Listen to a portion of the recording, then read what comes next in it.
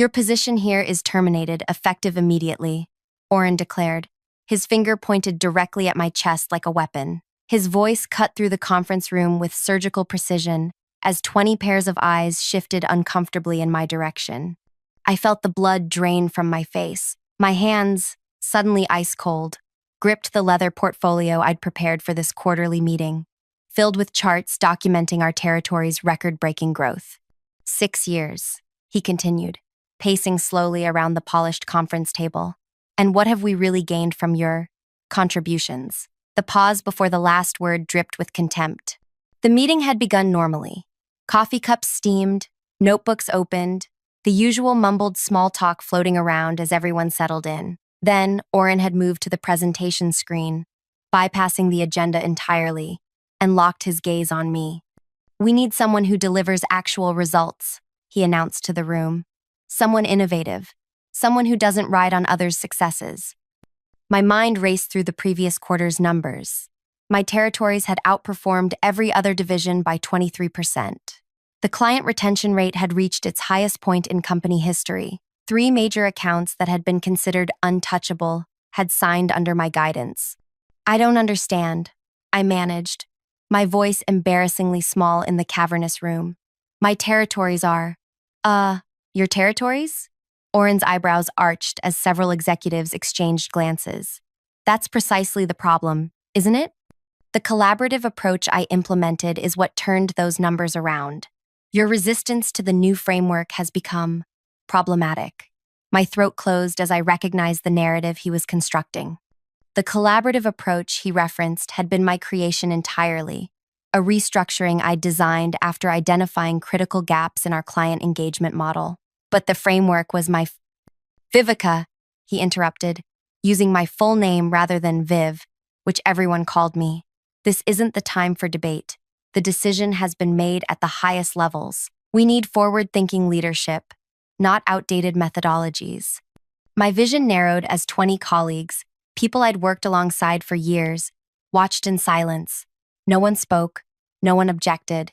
The room felt suddenly vast and cold. "Be gone by noon," Orin concluded with the ghost of a smile touching the corner of his mouth. "HR will assist with your exit paperwork." I sat paralyzed, my career collapsing around me in real time. 6 years of 60-hour weeks, missed birthdays, canceled vacations, all culminating in this public execution. The projector hummed in the background. Someone's watch ticked. Someone else coughed softly into their hand. Then a chair scraped against the floor. "One moment, please." The voice came from the far end of the table where the junior staff typically sat, almost forgotten in these executive meetings. Clara, my intern for the past 3 months, stood with her laptop clutched against her chest. At 23, she looked impossibly young among the senior staff, her gaze steady despite the tremor in her hands. "This isn't appropriate, Clara," Orin said, dismissing her with a flick of his wrist. "Return to your seat." But Clara was already moving forward, her steps deliberate as she approached the head of the table. "Everyone should see this first," she said, placing her laptop down and turning the screen toward Orin. "It's relevant to this discussion." Orin leaned forward, annoyance etched across his features, until he saw what was on the screen. His expression shifted so dramatically it was as if someone had drained all color from his face. He stumbled back a half step, his hand bracing against the table for support. Clara looked directly at him and spoke 5 words that caused the entire room to freeze. "She's standing right behind you." Orin spun around so quickly he nearly lost his balance. There, filling the doorway with her commanding presence, stood Margot Renner, the legendary industry pioneer, whose visit wasn't scheduled until the following week. Her silver hair was pulled back in her signature severe bun, her penetrating gaze taking in the scene before her. Everyone recognized her instantly. Margot had transformed our entire industry over 3 decades, building an empire from nothing. Her rare visits to companies our size were considered career-defining opportunities, and she had just witnessed my public execution. "Interesting timing," Margot said, her voice surprisingly soft for someone whose decisions impacted thousands of careers. "I specifically came early to meet the innovator behind your company's remarkable territory transformation." Her eyes moved deliberately from Orin to me, then back again. It appears I've arrived at a pivotal moment. The silence that followed stretched like an eternity, with 22 people barely breathing as we waited for what would happen next. If you're finding yourself caught up in this story of workplace betrayal, please take a second to like this video and subscribe to the channel. It helps more people discover these stories of justice and redemption, and your support means everything. Now, let's continue with what happened after Margot Renner walked through that door. My name is Vivica, Viv to anyone who knows me. I grew up in a small town where expectations for girls rarely extended beyond marriage and motherhood. My father ran the local hardware store. My mother taught second grade, and life followed predictable patterns until I won a national business competition my senior year of high school. That unexpected victory opened doors to a university education I otherwise couldn't have afforded. I studied marketing and business strategy, graduating at the top of my class despite working 2 jobs to cover expenses. While classmates networked at exclusive events, I served them drinks as a campus catering assistant. Those years taught me to observe, to recognize patterns in how people operated, what motivated them, what made them feel valued. After graduation, I joined a mid-sized company with big ambitions but outdated approaches. I started in the lowest position, answering phones and scheduling meetings, but I watched. I listened. I identified inefficiencies no one else seemed to notice.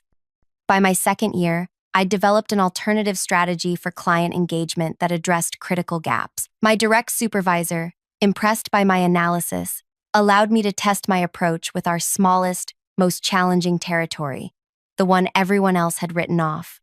Within 6 months, that territory's performance had increased by 37%. Within a year, it led all other divisions. My innovative framework, focused on personalized client journeys rather than generic touchpoints, became the template for other struggling territories. That's when Orin first noticed me. As Executive Vice President of Client Relations, he recognized a rising star when he saw one. He became my mentor, showcasing my work to senior leadership, inviting me to high-level strategy meetings, positioning me for advancement. "You have something special, Viv," he told me during one of our weekly coffee meetings. "You see connections others miss. This company needs that perspective." For 3 years, we worked as an effective team. I developed strategies. He provided the platform for implementation.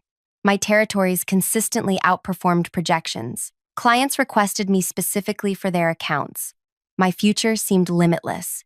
Then everything changed. The catalyst was an industry conference in Denver last autumn. I presented our territory transformation strategy to a packed room, explaining the personalized framework I'd developed. Afterward, several people approached with questions, including an elegant, silver-haired woman who asked particularly insightful questions about my methodology. "Your approach is refreshingly client-centered," she commented before handing me her card. "Most companies still focus on their internal processes rather than actual client needs." It wasn't until she walked away that I looked down and saw the name on the card. Margot Renner, founder and CEO of Renner International. My hands trembled as I slipped the card into my pocket. Margot rarely engaged with professionals at my level or companies our size. When I returned to the office the following Monday, I shared the encounter with Orin, excited by the potential connection. His reaction surprised me, his usual warm support replaced by tight-lipped calculation. "Margot Renner spoke to you specifically?" he asked, leaning forward in his chair. "What exactly did you tell her about our methodologies?" "Just an overview of the framework, the same material from my presentation," I explained, confused by his intensity. "Next time, direct those inquiries to me," he said. "As EVP, I should handle communications with industry leaders of that caliber." I nodded, though something about his reaction felt off. Later that week, I received an email from Margot's chief of staff requesting a follow-up conversation about our client engagement model. Following protocol, I forwarded the email to Orin. He responded immediately, "I'll handle this. Focus on your territories." 2 days later, I discovered Orin had scheduled a video call with Margot without including me. When I asked about it, he explained it was standard procedure for executive leadership to manage relationships with potential partners. But she asked specifically about my framework, I pointed out. Your framework? His tone shifted slightly. Viv, you've done excellent work implementing our company's strategic vision, but let's be clear about ownership here. That conversation marked the beginning of the shift. Suddenly, my most successful strategies were described in team meetings as our executive approach rather than Viv's framework. My direct access to senior leadership became limited. Orin began joining my client calls, smoothly interjecting himself into relationships I'd spent years building. During presentations, he would stand slightly ahead of me, physically positioning himself as the authority. When clients praised specific elements of my strategy, he would nod appreciatively and say, "Yes, I developed that approach after noticing gaps others had missed." The first time he did it, I was too shocked to respond. By the third time, I recognized the pattern but struggled to address it without appearing territorial or unprofessional. Then came the account reassignments. First one major client, then another, transferred from my oversight to cross-functional teams that reported directly to Orin. The explanation was always the same: strategic alignment for optimal client outcomes. With each transfer, my performance metrics suffered. Territories I'd transformed were no longer counted in my results. New performance standards appeared that emphasized areas outside my reassigned responsibilities. I might have doubted my own perception if not for Clara. The intern had joined us 3 months earlier. Quiet, observant, seemingly unremarkable among the ambitious young professionals who cycled through our department. She had been assigned to me initially, then partially reassigned to assist Orin as well. "He's systematically pushing you out," she whispered during a lunch break 6 weeks ago. "I've been organizing his files. He's taking your most successful accounts, then changing how success is measured to make you look ineffective." "That can't be right," I said, though the pit in my stomach suggested otherwise. "We've worked together for years. He's always supported my advancement." Clara looked at me with unexpected intensity. "Until you became a threat, until Margot Renner showed interest in your work specifically." That afternoon, I accessed the shared calendar and discovered something that confirmed my worst fears. Margot Renner was scheduled to visit our offices in 3 weeks. The calendar entry, created by Orin, noted presentation of territory transformation strategy and client retention framework. My strategy, with my name nowhere in the meeting notes. I confronted him that same day, stepping into his office and closing the door behind me. "I saw Margot Renner is visiting," I said, watching his expression carefully. "I'd like to prepare the presentation on the territory framework." "That won't be necessary," he replied, barely glancing up from his computer. "I'll handle the presentation." "But it's my framework," I said, the words falling between us like stones. "I developed it, tested it, refined it over 4 years." Finally, he looked at me, his expression unreadable. "Did you develop it using company resources, during company time, with company data?" "Yes, but..." "Then it's company intellectual property, implemented under my executive direction." His voice remained calm, reasonable. "Your contributions have been noted, Viv, but this presentation requires executive-level positioning." "You're taking credit for my work," I said plainly. His expression hardened. "That's an inappropriate accusation. I'm concerned about your perspective lately. In fact, I've been reviewing your recent performance metrics, and there are troubling patterns emerging. Because you've reassigned my successful accounts and changed the measurement criteria," I countered. "This defensive attitude is exactly the problem." He sighed heavily, as if disappointed. "Perhaps we should discuss your future here more broadly. Your approaches are becoming outdated, and your client relationships aren't delivering the results we need." I left his office in a daze, the threat unmistakable. Over the next 2 weeks, the isolation intensified. Team members who previously sought my input were directed elsewhere. My access to certain data systems became temporarily unavailable due to updates. Projects I'd initiated were reassigned for continuity planning. The morning of the quarterly meeting, the day Orin chose for my public dismissal, began like any other. I arrived early, prepared my presentation materials, and reviewed my territory numbers one last time. Despite the targeted reassignments, my remaining accounts still showed significant growth. I believed, naively perhaps, that facts would protect me. that 6 years of documented success would shield me from whatever Orin was planning. I was wrong. As I sat in that conference room, publicly labeled a failure before colleagues who knew better, but said nothing, I thought my career was finished. The humiliation burned through me like acid, rendering me temporarily mute, unable to defend myself against the calculated dismantling of my professional reputation. Then Clara stood up with her laptop. Then she spoke those 5 words that made Orin's face go white. She's standing right behind you. And there was Margot Renner, watching it all unfold with those penetrating eyes that had built an industry empire. I specifically requested to meet with Vivica, Margot said, entering the room fully now, her assistant following with a leather portfolio. I was told she would be presenting the territory transformation framework she discussed at the Denver conference. Orin's recovery was impressively quick. His spine straightened as he stepped forward with an extended hand. Ms. Renner, we weren't expecting you until next week. What a delightful surprise. I was just discussing some necessary organizational changes with the team. Margot ignored his outstretched hand, her gaze fixed on me instead. Ms. Vivica, I've reviewed the materials you shared after our Denver conversation. Your approach to client-centered territory development is precisely what I've been seeking to implement across my own organizations. The room had gone completely still. 20 colleagues held their breath as Orin's carefully constructed narrative began to crumble. There seems to be some confusion, Orin interjected, his voice tight. The framework Ms. Renner is referring to was developed under my executive direction. Vivica merely implemented certain elements. That's not what my records indicate, Margot interrupted, nodding to her assistant who produced several documents from the portfolio. I have copies of the original strategy documents, complete with creation dates and revision history, all authored by Vivica. But how? I had never sent Margot those internal documents. They were accessible only through our secure company systems. As confusion washed over me, I caught Clara's eye from across the room. The slight nod she gave me caused the first crack in my understanding of what was truly happening here. This wasn't a coincidence. This wasn't luck. This was something else entirely. And suddenly I realized that everything from my humiliation to Margot's timely arrival was unfolding according to a plan I hadn't even known existed. As the room descended into uncomfortable silence, I watched Orin's confident facade begin to crack.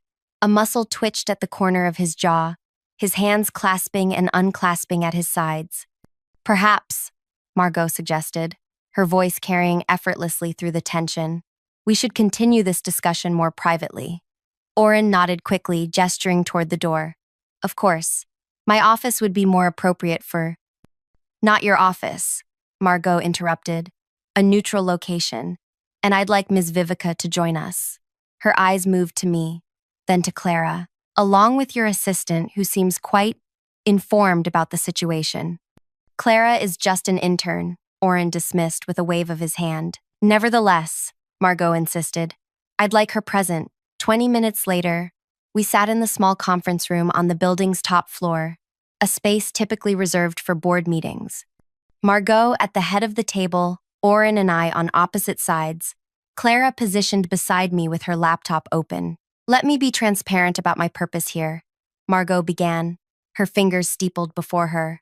3 months ago, I began receiving communications about an innovative territory development framework. The strategy precisely addressed challenges my own company has been struggling with for years. As I explained in our previous discussions, Orin started, leaning forward eagerly. I wasn't speaking with you. Margot cut him off without even glancing in his direction. The communications came from 3 former clients of yours who now work with my organization. All 3 independently cited Vivica as the architect of the approach that transformed their businesses. My mind raced through client relationships, trying to identify which 3 had moved to Margot's company. Tarek from the healthcare division? Maybe Jasmine, who'd left for a senior position somewhere last year? When I met Ms. Vivica in Denver, Margot continued, her explanation of the framework confirmed everything I'd heard. That's why I reached out to schedule this visit, to discuss potentially implementing her methodology across my organization, possibly even bringing her on board as a consultant. Orin's smile had gone rigid. While Vivica has certainly contributed to our success, The framework you're referring to was developed under my strategic direction. As I was explaining to the team before your arrival, we're making some organizational changes to better align with our future goals. By firing the creator of the very strategy that caught my attention, Margot observed dryly. Performance issues, Orin insisted. Recent metrics show, may I? Clara interrupted, turning her laptop screen toward Margot. These are the original performance metrics for Ms. Vivica's territories before the recent adjustments. Orin's head snapped toward Clara, his expression darkening. Those are confidential internal documents. Accessing them without authorization is grounds for immediate termination. Clara's face remained impassive. I have authorization. As Ms. Vivica's assigned analytics support, I have legitimate access to all historical performance data. You were reassigned to my office 3 weeks ago, Orin countered. Partially reassigned, Clara corrected. I maintained my original access permissions. Nothing I've accessed falls outside my authorized scope. Something in Clara's calm precision gave me pause. The timid intern who had watched silently from corners now faced down an executive without flinching. Who was this woman really? Margot studied the screen, scrolling through what appeared to be years of performance data. Fascinating. According to these records, territories under Ms. Vivica's direct management consistently outperformed all others by significant margins, until approximately 7 weeks ago, when several key accounts were suddenly reassigned. Strategic realignment, Orin insisted, and coincidentally, Clara added, pulling up another document, these reassignments began precisely 3 days after Ms. Renner's office first contacted the company about Ms. Vivica's framework. The implication hung in the air like smoke. Margot turned her penetrating gaze to Orin, who had begun to sweat visibly at his temples. It appears, Margot said carefully, that I've interrupted quite an orchestrated scenario. This is being grossly mischaracterized, Orin protested, his voice strained. These are internal matters that directly impact my interest in your company's approach. Margot finished for him. I came here specifically to meet the innovator behind a strategy I consider revolutionary. Instead, I witnessed that person's public termination by someone now claiming credit for their work. She turned to me. Ms. Vivica, I'd like to continue our discussion about your framework without interference. Would tomorrow morning be convenient? My hotel at 9? Before I could answer, Orin stood abruptly. This is highly irregular. Any discussions about company methodologies must include executive leadership. Mr. Brenner, Margot said, using his name for the first time, I believe Ms. Vivica's employment status was just terminated in front of 20 witnesses. Unless that decision has been reversed, she's free to discuss her expertise with whomever she chooses. The trap was elegant in its simplicity. If Orin rescinded my termination, he'd have to explain to leadership why he'd attempted to fire a valuable employee. If he maintained it, he'd lose control over Margot's interest in my framework. There may have been a misunderstanding, he said finally, visibly calculating his options.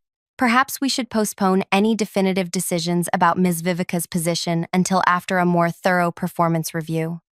How generous, Margot remarked, her tone making it clear she recognized the transparent maneuver. Ms. Vivica, my offer stands regardless of your employment status here. Thank you, I said, finding my voice at last. I'd be happy to meet tomorrow. As the meeting concluded, Margot departed with her assistant, leaving the three of us in a silence charged with unspoken threats. Orin's eyes had gone cold. Any pretense of mentorship or collegiality vanished. This isn't over, he said quietly. You've made a serious miscalculation. He left without another word, the door closing firmly behind him. I turned to Clara, seeing her clearly for the first time. Who are you really? I asked. And what just happened? Clara closed her laptop, her movements deliberate and controlled. I'm exactly who I said I am, your intern, but perhaps with a more specific purpose than you realized. You engineered this entire scenario, I said, the pieces falling into place. Margot's early arrival, the documentation, the timing. Not entirely, she said with a slight smile. I simply created the opportunity for truth to emerge at the right moment. Why? You've been here 3 months.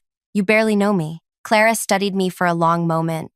Do you remember Peyton? The name struck me like a physical blow. Peyton Voss? From the Chicago territory? Clara nodded. My older sister. My mind flashed to Peyton. Brilliant, driven, with the same observant eyes as the woman sitting across from me now. She'd been part of my team 2 years ago, one of my most promising territory managers. Until Orin forced her out, I said, the memories surfacing painfully. After she challenged him about taking credit for the Northwestern strategy she developed. She was systematically isolated, her successes attributed to others, her failures magnified, Clara said, her voice steady despite the emotion I could now see behind her eyes. She trusted the system to recognize her contributions. By the time she realized what was happening, it was too late. Her reputation was damaged beyond repair. She couldn't even secure references for new positions. I remembered how Peyton had gradually been excluded from meetings, how accounts she'd nurtured had been reassigned, how her once bright career had dimmed until she finally resigned. I'd tried to intervene, but had been overruled repeatedly by Orin, who cited personality conflicts and alignment issues. She's working at our parents' grocery store now, Clara continued, her finance degree collecting dust while she stocks shelves and processes deliveries. The depression nearly destroyed her. Guilt washed over me. I tried to help her, Clara. I really did. I know, Clara said, surprising me. Peyton told me you were the only one who stood up for her. That's why I requested placement specifically with you when I applied for the internship program. To what end? Revenge? Clara's expression softened slightly. Justice. And perhaps prevention. Peyton was his first victim I knew personally. You wouldn't have been the last. But how did you know what he was planning? How did you get those documents to Margot? I observed, Clara said simply. The same way you do. The same way Peyton taught me to. Patterns reveal intentions, especially when someone believes no one is watching. As for the documents and Margot's timely arrival, those answers would have to wait. Clara's phone buzzed with a text message. She checked it quickly, then stood. We should leave separately, she advised. Orin is currently meeting with the executive leadership team. He'll be attempting to control the narrative. By tomorrow morning, he'll have a strategy in place to counter what happened today. What do I do in the meantime? I asked. Prepare for your meeting with Margot, Clara said. And don't trust anyone at the company right now. Not until we see how this plays out. I watched her walk away. This unassuming young woman who had orchestrated what might be either my professional salvation or my complete destruction. Because despite Margot's interest, Orin still held significant power within the company. And he'd just been publicly humiliated by an intern and the employee he'd tried to discard. Men like Orin didn't forget such things, or forgive them. The next 12 hours passed in a blur of uncertainty. I returned to my apartment, mind racing with questions about Clara, about Peyton, about what Orin might be plotting in response to the day's events. I prepared materials for my meeting with Margot, unable to fully focus as the scene from the conference room replayed in my mind. My phone remained conspicuously silent. No calls from colleagues expressing support or seeking explanations. No messages from HR regarding my employment status. The isolation was both telling and terrifying. At 8:30 the following morning, I arrived at Margot's hotel, choosing the side entrance to avoid being seen by any potential company representatives in the lobby. As I approached the elevator, a hand caught my elbow. Not that way, Clara said, appearing beside me as if from nowhere. There's a service elevator that will take us directly to the executive floor. You're coming to the meeting? I asked, following her through a maintenance corridor. I've been here since 7, she replied. Setting up. Margot requested my assistance with some technical details. The service elevator opened to a private hallway leading to what appeared to be the hotel's premium suites. Clara led me to a door at the end, knocking twice before entering. The suite had been transformed into an impromptu meeting space. A conference table dominated the main room, covered with documents and multiple laptops. Margot sat reviewing materials, while 2 other people I didn't recognize worked at separate stations. Ms. Vivica, Margot greeted me, standing to shake my hand. Thank you for coming. We have much to discuss. For the next 2 hours, I presented my territory transformation framework in detail. explaining the methodology I'd developed, the problems it solved, and the results it had delivered. Margot and her team asked insightful questions, probing the limits of the approach and its applicability to different market segments. It was the most thorough, respectful professional exchange I'd experienced in years. No one interrupted me. No one attempted to claim my ideas as their own. No one dismissed my expertise or questioned my authority on the subject I'd mastered. "This is precisely what we need," Margot concluded as we finished. "Your approach addresses the exact challenges we've been facing with our regional market penetration." "Thank you," I said, feeling a weight lifting from my shoulders. Perhaps there was a path forward after all, away from Orin and the toxic environment he'd created. "I'd like to offer you a position," Margot continued. "Heading our client strategy division. You'd have full authority to implement your framework across all our territories, with appropriate attribution and compensation." The offer was beyond anything I could have expected. A significant promotion, presumably with a substantial salary increase, working directly with an industry legend. "That's incredibly generous," I said, stunned by the opportunity. "I would be honored to." My phone buzzed with an incoming call, the screen lighting up with company HR director. I hesitated, looking at Margot. "You should take that," she advised. "It might be important to your decision." I stepped into the adjoining room of the suite and answered the call. "Vivica, this is Demira from HR," came the clipped, professional voice. "I'm calling regarding yesterday's incident at the quarterly meeting." "Yes?" I prompted when she paused. "The executive team has reviewed the situation and would like to meet with you this afternoon. They've placed Orin on administrative leave pending an investigation into certain allegations that have come to light." My heart raced. "What allegations?" "I'm not at liberty to discuss the details, but it appears there may have been a pattern of inappropriate behavior regarding intellectual property attribution and performance evaluations." "I see," I said carefully. "And my position?" "That's what the meeting will address," Demira replied. "But I've been authorized to inform you that the termination announced yesterday has been rescinded. The company is prepared to offer you a significant promotion and compensation adjustment to retain your services." The rapid reversal made me suspicious. Just yesterday, I'd been publicly fired. Now they wanted to promote me? What had changed in the interim? "What time is the meeting?" I asked. 3:00. The entire executive leadership team will be present." "I'll be there," I promised, ending the call and returning to the main room where Margot waited expectantly. "Interesting development?" she inquired. "They've placed Orin on leave and want to meet about offering me a promotion," I explained, still processing the whiplash-inducing shift. "It seems convenient." "Indeed," Margot agreed, "almost as if they've suddenly recognized your value now that another option has appeared." Clara, who had been quietly working in the corner, looked up from her laptop. "They received notification of Margot's job offer to you 30 minutes ago. An anonymous email detailing the terms was sent to the entire executive team." I stared at her. How could anyone know the terms? Margot just made the offer. "The terms were determined yesterday," Clara explained. "The email was scheduled to deliver regardless of whether you accepted immediately." I looked between them, realization dawning.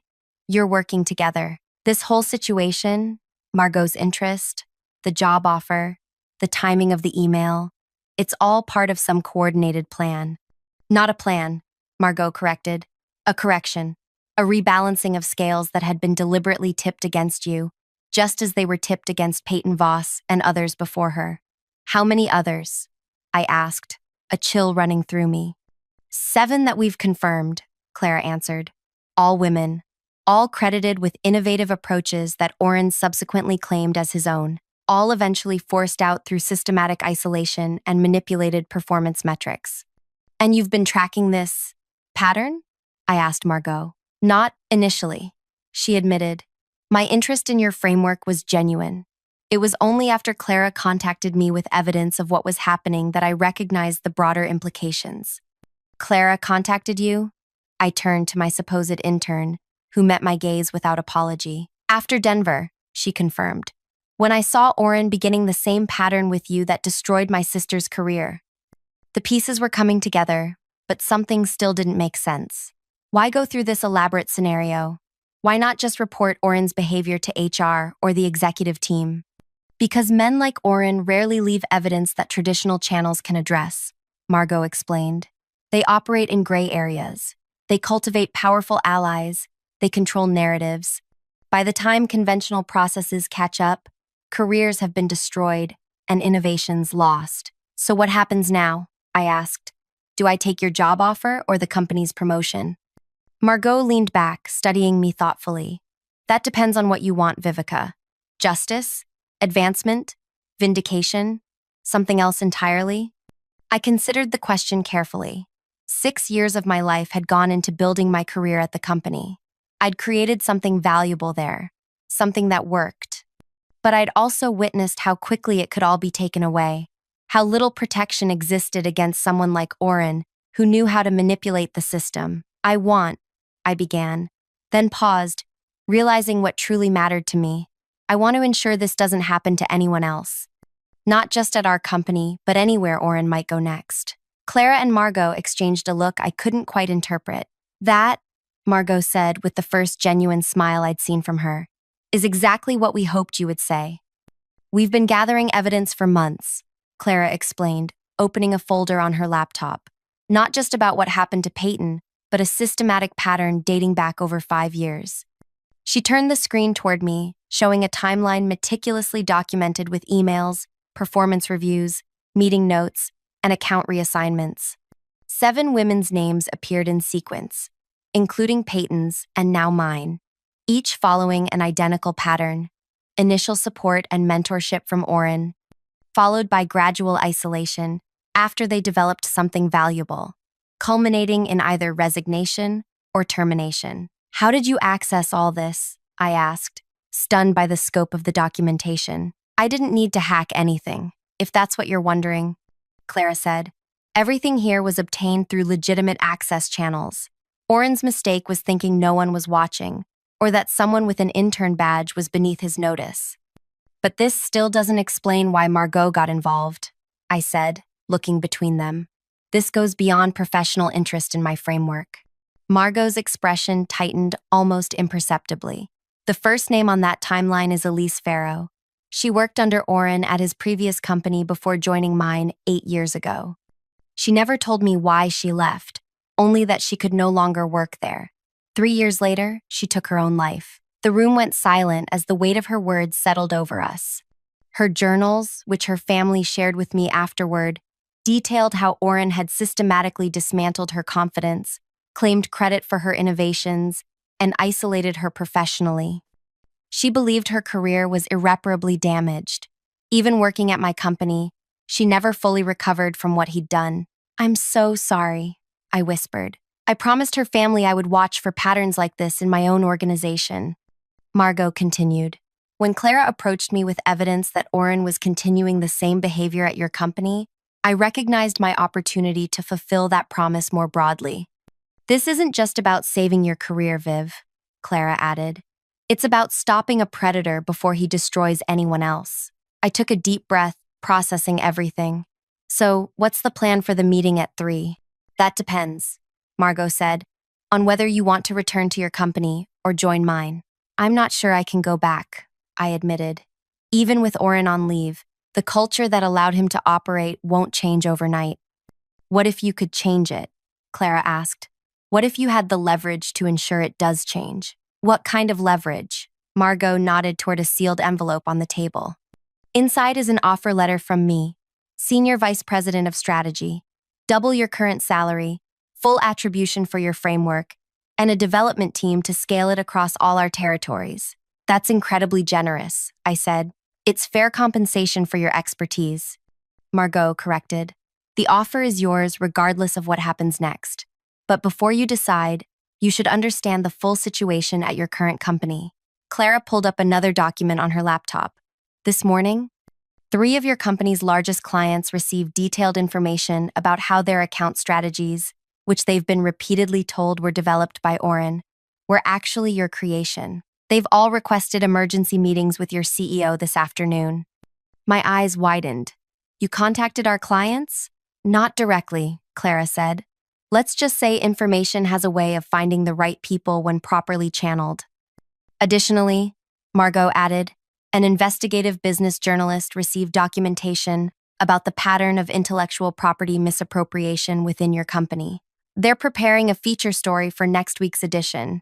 But the most immediate concern for your executive team, Clara continued, is that 3 former employees, including my sister Peyton, have engaged legal counsel regarding wrongful termination and workplace discrimination. Their attorneys contacted your general counsel this morning.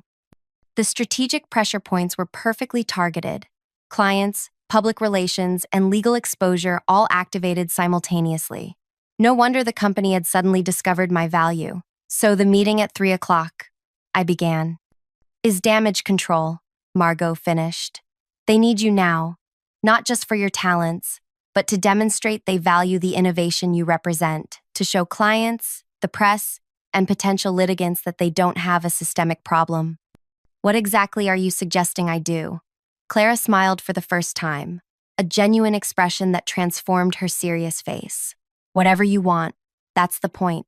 For once, you have all the power in this situation. We've created the circumstances, Margot said. How you use them is entirely your choice. I sat back, contemplating options I'd never thought possible 24 hours earlier. I need to think. Of course, Margot agreed. The car will take you home and return for you at 2:30 if you decide to attend the meeting. Either way, my offer stands. As I gathered my materials, Clara handed me a small USB drive. Everything we've discussed is here, along with additional documentation you might find useful. Whatever you decide, you should be fully informed.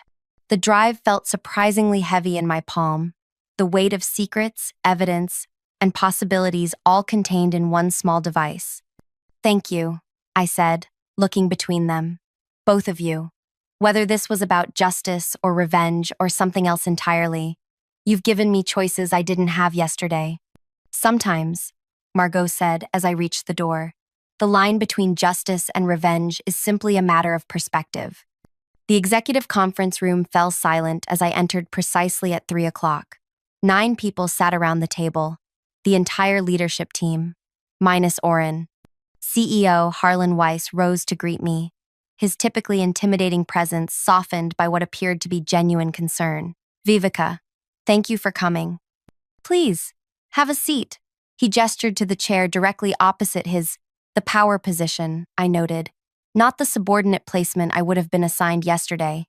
I set my portfolio on the table, along with Margot's sealed offer letter, placing it prominently where everyone could see the Renner International logo. I understand there have been some developments regarding my employment status, I said, keeping my voice neutral.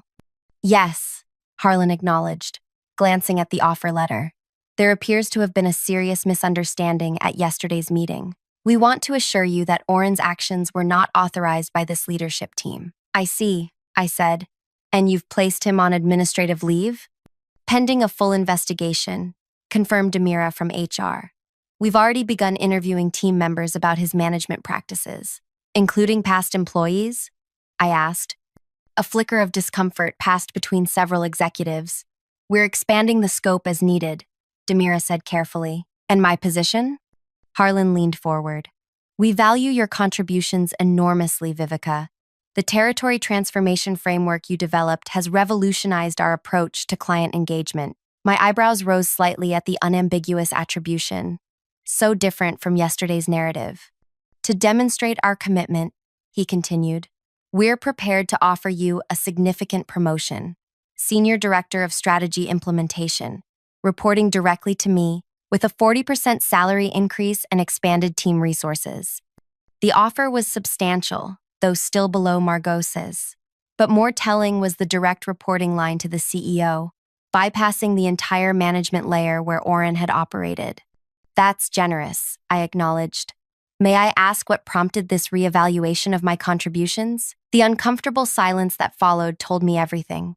They knew about the client contacts, the potential media exposure, the legal threats, and they were scrambling. We've been impressed with your work for some time, Harlan attempted. Recent client feedback has only reinforced our appreciation of your innovative approaches. Recent as in this morning? I asked quietly. Harlan's facade cracked slightly. Vivica, Let's be frank. We've received concerning information from multiple sources today that suggests we may have or overlooked certain issues within our organization. We're committed to addressing these comprehensively.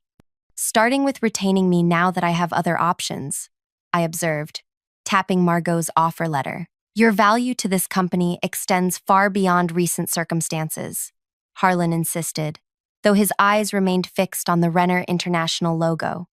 I opened my portfolio and removed a document I'd prepared during the hours between leaving Margot and arriving at this meeting. I've outlined some conditions for my continued employment, I said, sliding copies toward each executive. I'd like to discuss these before making any decisions. As they reviewed the document, expressions ranged from surprise to discomfort to grudging respect. My conditions were extensive: full attribution for my framework, review of all performance evaluations conducted by Orin over the past 5 years, establishment of an intellectual property attribution protocol, and creation of a mentorship program specifically designed to support women in strategy roles. These are substantial requests, Harlan said finally. They're requirements for my continued employment, I corrected, along with a public acknowledgement of my contributions to the Territory Transformation Framework in all client-facing materials. The CFO, Bennett, who rarely spoke in these settings, cleared his throat. These programs would require significant resources.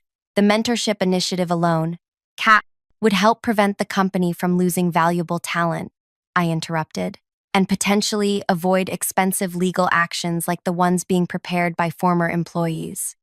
The mention of legal action silenced further objections. Harlan studied me with new awareness, clearly reassessing the situation and my unexpected leverage. We need time to review these requirements properly, he said finally. Of course, I agreed. I have another meeting with Margot Renner at 5 to discuss her offer. I can provide my decision by 9 tomorrow morning. As I stood to leave, Harlan asked the question I'd been waiting for. What exactly happened with Orin? From your perspective? I paused, considering how to answer. He systematically claimed credit for innovations he didn't create, manipulated performance metrics to control narratives, and eliminated people he perceived as threats to his position, particularly women who demonstrated exceptional capabilities. And you have evidence of this pattern? Harlan pressed. Extensive documentation, I confirmed, as do others. The tension in the room was palpable as the implications settled over the leadership team. Whatever they had known, or chosen not to know, about Orin's methods, they could no longer claim ignorance. 9 tomorrow morning, Harlan confirmed. We'll have our response to your conditions by then. As I reached the door, I turned back with one final thought. You should know that Peyton Voss was right 2 years ago. The Northwestern strategy was entirely her creation. Orin didn't contribute a single element. I left them with that uncomfortable truth, knowing it would prompt them to question what else they'd missed or ignored. The next 24 hours unfolded in a whirlwind of negotiations, revelations, and decisions. Harlan called at 8 the following morning, accepting all my conditions with only minor modifications to implementation timelines. Margot graciously supported my choice to remain with the company, noting that transforming organizational culture sometimes required working from within. Clara, surprisingly, also chose to stay, transitioning from intern to a newly created position focused on analytics and attribution verification. Her background, it turned out, included specialized training in data forensics, making her uniquely qualified to trace the origins of strategic innovations within complex organizations. As for Orin, his administrative leave became permanent separation 3 days later, after the investigation revealed a pattern exactly matching what Clara had documented. The company reached confidential settlements with Peyton and the other former employees, including provisions for career rehabilitation, support, and positive references. The media story still ran, but with a significantly different angle, highlighting how the company had taken decisive action to address intellectual property attribution and create stronger support systems for innovative employees, particularly women. Over the following months, I implemented my territory transformation framework across all divisions, with proper attribution at every stage. The client response was overwhelmingly positive, with several specifically requesting presentations on the methodology behind our approach. 6 months after that fateful quarterly meeting, I stood at the front of the same conference room, presenting our year-end results to the full team, now expanded to include 4 new strategists, 3 of whom were women returning to the workforce after career interruptions. The territory realignment has exceeded projections by 27%, I concluded, gesturing to the final slide. Any questions before we wrap up? Clara, now officially our Attribution Analytics Director, raised her hand. Perhaps you could share the new mentorship program metrics? Those numbers are particularly impressive. I smiled, appreciating her strategic redirect to highlight one of our most successful initiatives. Absolutely. The program has already supported 12 team members across various departments, with 3 promotions resulting directly from projects developed during mentorship. As the meeting concluded and people filed out, Clara lingered behind, waiting until we were alone. "Have you seen this?" she asked, sliding her tablet toward me. On the screen was a job listing for a strategy director at a mid-sized company in Denver. The description outlined responsibilities remarkably similar to Orin's former role. "Is that?" I began. Clara nodded. "He's interviewing there next week." I studied the listing, noting the emphasis on innovative approaches and transformative client strategies. "I wonder if they know about his history," I mused. "They will," Clara said simply, taking back her tablet. "By this evening, their entire executive team will receive detailed documentation about his pattern of behavior, as will every board member, their HR director, and the 3 finalists for the position, all of whom happen to be women with impressive innovation backgrounds." "You're still monitoring him," I observed. "Justice isn't a single action," Clara replied. "It's an ongoing commitment." I thought about Peyton, about Elise Farrow, about the other women whose careers had been damaged or destroyed by Orin's systematic appropriation of their work. "What about Margot?" I asked. "Is she still involved in this oversight?" Clara's expression softened slightly. "Margot understands personal costs better than most. She makes resources available when needed, but the monitoring is primarily my responsibility now." "And when does it end?" I asked. "How long do you track him?" Clara considered the question carefully. "Until the pattern stops, until he can no longer position himself to harm others, until the women he targeted have fully reclaimed their professional identities." She gathered her materials, preparing to leave. Elise Farrow believed she was alone, that what happened was her personal failure rather than systematic predation. Peyton thought the same until she found others with identical experiences. No one should feel that isolation. As she reached the door, I asked the question that had lingered since that first revelation 6 months ago. Was it worth it? All the planning, the documentation, the coordination with Margot just to stop one person? Clara turned back, her expression more open than I'd ever seen it. "Ask me that question when you meet Naomi Chen next week. She's interviewing for our new strategy position, brilliant innovator, forced out of her last company after developing an award-winning client approach that her male supervisor subsequently claimed as his own." "Another of Orin's victims?" I asked. "Different predator, same pattern." Clara replied, "She doesn't know yet that she's not alone, that what happened wasn't her failure, that her innovations matter and will be properly attributed here." I understood then that what Clara and Margot had engineered wasn't simply revenge against one man, but the beginning of a system to identify and counteract a broader pattern, creating spaces where innovation would be properly attributed regardless of gender or position. "The meeting is Tuesday at 10, Clara added. "I think you'll recognize something in her experience that resonates with your own." As she left, I remained in the conference room, contemplating how completely my professional life had transformed in 6 months. From public humiliation to leadership, from isolation to community, from powerlessness to agency. The company culture was changing, slowly, imperfectly, but measurably. Attribution protocols now ensured innovations were traced to their creators.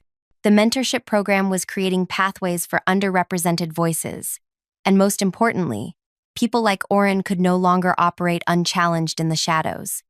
My phone buzzed with a text from Clara. "Confirmed. Denver company just pulled the strategy director listing." Board chair requesting emergency meeting about hiring practices. I smiled, picturing Orin receiving the news that yet another opportunity had vanished, not through bad luck or timing, but because his pattern had been exposed by a network of women he had underestimated. Women who had transformed their individual experiences of injustice into a system of accountability that would follow him wherever he went. The most fitting revenge wasn't a single dramatic moment of humiliation. It was the quiet, relentless dismantling of the conditions that had allowed him to thrive at others' expense. It was creating a world where his methods no longer worked, where claiming others' innovations became impossible because attribution was verified, where isolating targets became futile because support networks existed, where manipulating metrics failed because transparent evaluation systems were in place. Clara hadn't just helped me reclaim my career. She had shown me how to transform an individual victory into systemic change, how justice for one could become protection for many.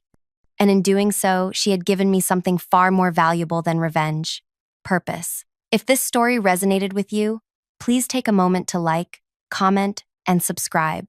Your support helps more stories like this reach people who need to hear them. Have you ever witnessed someone taking credit for another person's work? Or have you experienced it yourself? Share your thoughts in the comments below. You never know who might find strength in knowing they're not alone.